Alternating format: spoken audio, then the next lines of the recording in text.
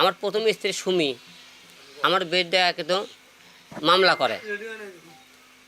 করার পরে আপনারা সবাই কিছুদিন পরে সেই বইয়ের সাথে আমার কিন্তু সারাসারি হয়ে যায়। সে আমার বউ অন্য সাথে বিয়ে করে। আপনারা সবাই অনেকে হয়তো আমার প্রথম স্ত্রী আছে, আমার কিন্তু প্রথম স্ত্রী নাই। তা আমার দ্বিতীয় বিয়ে হয়তো হিরো আলমে তোমরা প্রথমে স্ত্রীর কাছে কেন যায় না, তুমি হলে আরেক স্ত্রী নিয়ে কেন থাকো? আমার কিন্তু প্রথম স্ত্রী নাই। আমার কারণ আমার বাবা শোনেন, আমার বাবা মাকে যারা না দেখবি তাহলে আমার সেই রকম বউ তো রাখার দরকার নাই। কারণ সে বাবা মা প্রথম স্ত্রী দেওয়ার পরে আমার ছেলে বাবা মা অনেকেই যোগাযোগ করার চেষ্টা আনার চেষ্টা করতে, সে আসেনি, আরেকজনের বিয়ে করছে। বিশেষ না হলে আমার বইয়ের বিষয়ে আপনি ভোটাল এলাকার বিভিন্ন জায়গায় শুনে যাবেন হিরো আলমের কেন আসেনি, কেন তার বউ চলে গেছে, আপনি খবর নিয়ে দেন। আপনারা প্রতিটা মেয়ে বললাম না, ওই যে একটা কথা বলে তার চরিত্র খারাপ, চরিত্রটা তুলে ধরতে বলা লাগবে। তারপরে এই যে আমি তো রিয়ামণি ছাড়লাম আর একটা বিয়ে করে করবেন হিরো আলমের চরিত্র খারাপ কেন ছাড়লাম বলেন তো? তার আমার পরিবারকে না দেয় কারণে এরকম রিয়ামণি ছাড়লাম। আমার 100 রিয়ামণি এরকম আসবি, কিন্তু বাবা মা আসবি না। তো বিয়ে করা দিলে অপরাধ হয়ে যায়, মনে করেন না কারণ অপরাধ কোন যায় জানেন?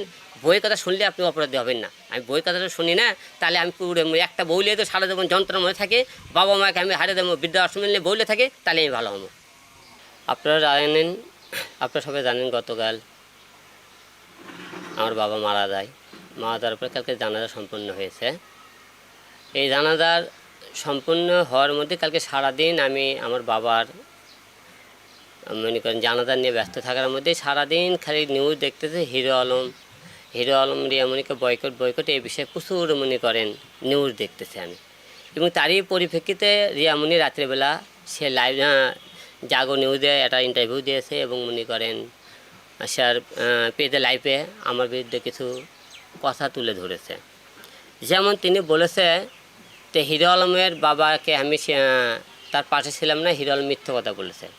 সম্পূর্ণ এটা আমি নাকি মিথ্যে কথা, সে আমি না রিয়ামণি মিথ্যে কথা বলেছে। কেমন করে মিথ্যে কথা বলেছে? যখন আমার বাবা রমজান মাসে সে এখানে ছিল, সরকারে যেদিন আমি ঢাকায় নিয়ে যাবো, আমি ঢাকা হসপিটালে নিয়ে যাবো, সেই দিনে ঢাকা বগুড়া জিয়া রহমান মেডিকেল কলেজে সেদিন সে হসপিটালে কিছু ছবি তুলে সেই দিন থেকে কিন্তু আমরা একদিন ঢাকায় নিয়ে যাই। নেওয়ার পর ঢাকায় এখান থেকে ডাইরেক্ট আমরা হসপিটালে নিয়ে যাই। নিয়ে যাওয়ার পরে সেখানে হসপিটালে সেই দিন ভর্তি নেয় না, পরের দিনে ভর্তি নিয়েছে, প্রথম দিনে ভর্তি নেয়নি। তারপরে বাসায় নিয়ে যায়, পরের দিন আমরা ভর্তি করি। ভর্তি করার পরে রিয়ামণি 1 দিনে 2 দিন আসছিল, তারপরে আমি করে সে আসেনি। তো আসেনি দীর্ঘ 32 দিন আমি হসপিটালে।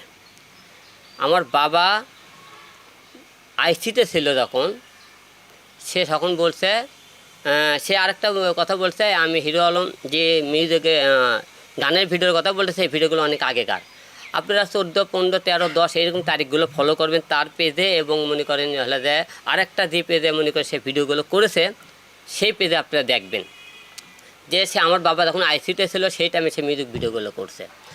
এবং মিউজিক ভিডিও সে যেহেতু আমার বউ স্ত্রী, সে আমার বিনা পারমিশনে অন্য ছেলের সাথে মিউজিক ভিডিও কীভাবে সে ভিডিও করে সেটা আপনারা তার থেকে শুনিন তো, কার পারমিশনে সে মিউজিক ভিডিও করছে। এবং আমার বাবা যেদিন মারা যায় তার স্টোরিতে আমার বাবার মৃত্যুর খবর না দেয়, সে নাচের গানের ছবি সে মনে করেন স্টোরিতে দিয়ে রাখছিল, আপনার ভিডিওগুলো দেখবেন। এবং সে বলেছে আরেকটা কথা বলেছে, হিরো আলম মানসিক রোগী হয়ে গেছে, আমি নাকি মানসিক রোগী হয়ে গেছে, উল্টোপাল্টা বলতেছি। এবং আরেকটা কথা বলেছে সে যে হিরো আলম সে আমি বার কি, তো রিয়ামণির সাথে আমার পরিচয় বারে থাকে, সে বারে নাচ গান করতেছিল, তাকে আমি ফেসবুকে থেকে নক করে সেখান থেকে পরিচয়। রিয়ামণি মায়ামণি তারা 2 জন বারে যায়, হ্যাঁ বারে ডান্স করে। এই কথা আমি বলছি, আমি বারকে আমি নিজেও বারকে আমি বুঝিই না, চিনি না বার কি, সে কথা বলে। ঢাকা শহরে গুলশান বনানী বিভিন্ন জায়গায় যে বারগুলো আছে, প্রতিটা বারে আপনি লিস্টে দেখবেন রিয়ামণি মায়ামণির নাম আছে, তারা বারে দেয় নাচ গান করে। মায়ামণি এখনও নাচ গান করে, রিয়ামণি মনে করেন ক্যাসালে লুকে থাকবে সে নাচ গান করে। আচ্ছা গেল, এটা আপনারা তাকে বলতে বলবেন।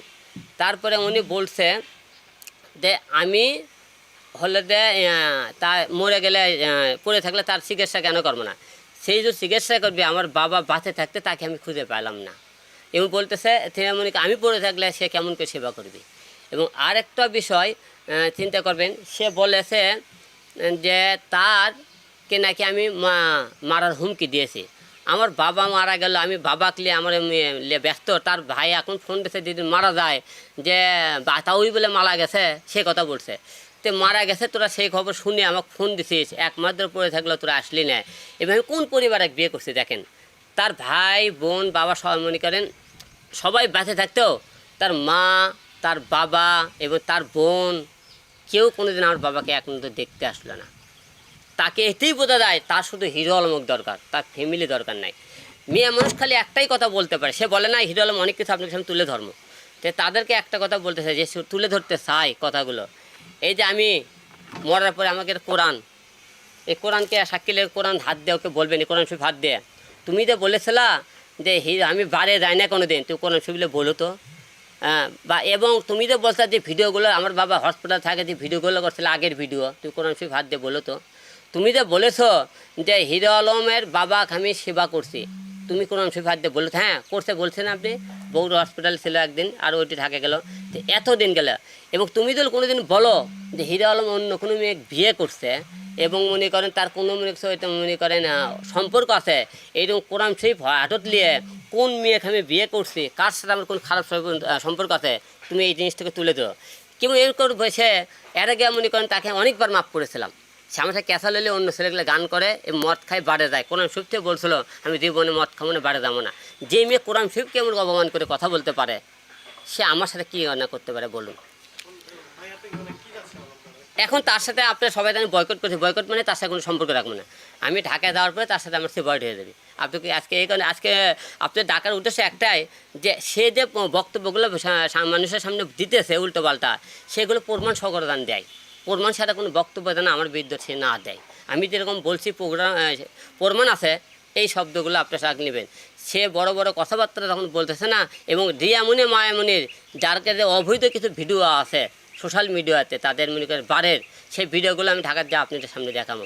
সে মনে করেন এবং সে কার অনুমতি, স্বামীর অনুমতি ছাড়া পরপুরুষের কীভাবে গান করে নাচ গান করে সেটা আপনি বলেন। এরকম আজকে আপনার আমার পুরুষের কারণে আজকে আমাদের বাবা বৃদ্ধাশ্রমে যায়। কারণ কি জানেন, বইয়ের কথা শুনেন, আজকে আমাদের বাবা মাকে অবহেলা করলে আমরা সেই বউকে মনে করে জীবন থেকে ছড়িয়ে দিতাম, তাহলে আমাদের বাবা আজকে বৃদ্ধাশ্রমে যেত না।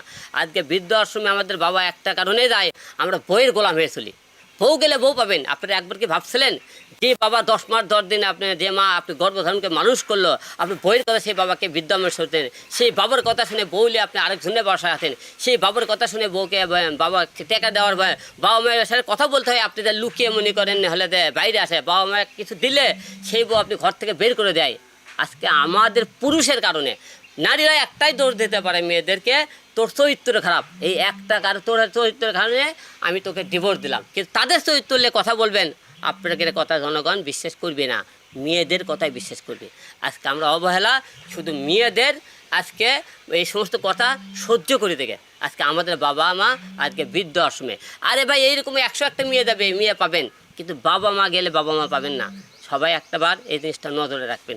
আমার কথায় যদি কোনো ভুল হয়ে থাকে এবং রিয়ামনি কোনো কথা মনে করে সত্য প্রমাণিত করতে পারে, আমি জুতোর মালা গলার দিয়ে ঘুরে বেড়াবো।